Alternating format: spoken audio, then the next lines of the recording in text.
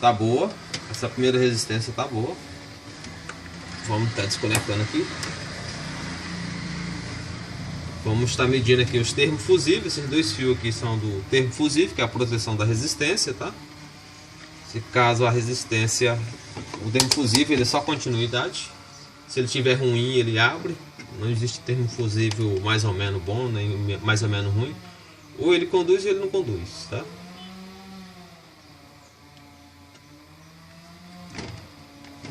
Ele tem que bipar, é uma resistência bem baixa. Aqui eu não sei se é por causa das pontas de prova, que não está bipando.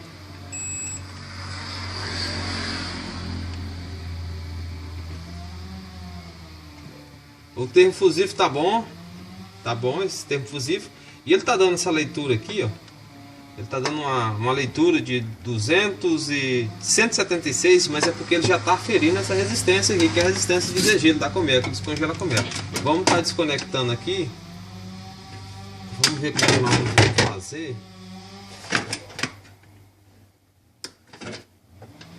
Aqui ficou ruim pra gente fazer o teste. Tem como fazer o teste individual.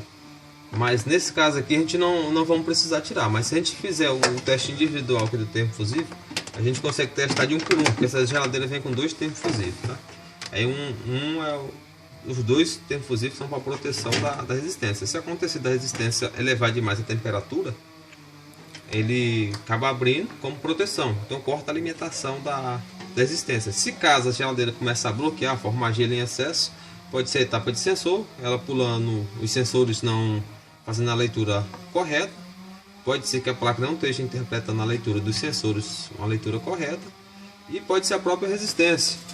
A resistência não esteja entrando no termo fusível aberto, não deixando com que a resistência atue.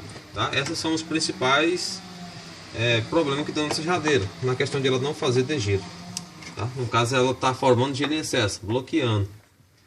É no ditado técnico.